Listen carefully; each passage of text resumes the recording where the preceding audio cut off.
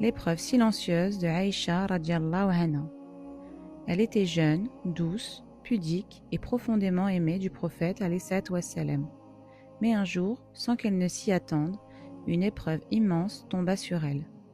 Elle était partie en voyage avec le prophète alayhi salatu wassalam et pendant une halte, elle s'éloigna un instant pour chercher un collier perdu.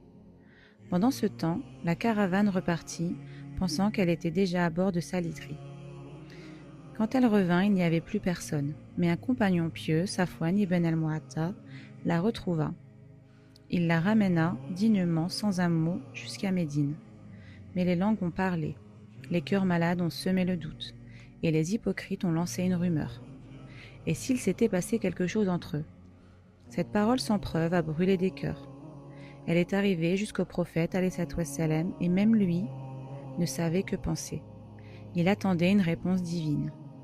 Et elle tomba malade, elle sentit le froid dans les regards, le silence dans la maison, et quand elle apprit ce qu'on disait d'elle, elle pleura longtemps. Elle demanda à ses parents de parler pour elle, mais eux aussi étaient perdus. Alors elle dit « Je ne dirai rien, je me contenterai de dire ce qu'a dit Youssouf. La patience est belle et Allah est mon seul recours. » Et Allah fit descendre des versets dans le Coran, des versets clairs, puissants, éternels, les innocentes Aïcha radiallahu anha, et condamne ceux qui accusent sans preuve. Ne pensez pas que cette calomnie est un mal pour vous, c'est plutôt un bien.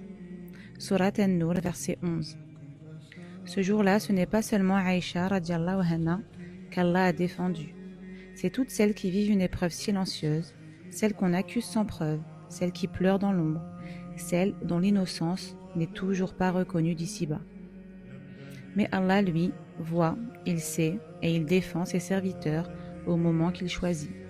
Alors patiente, reste digne et ne doute jamais qu'Allah parle en faveur de ceux qui lui sont sincères.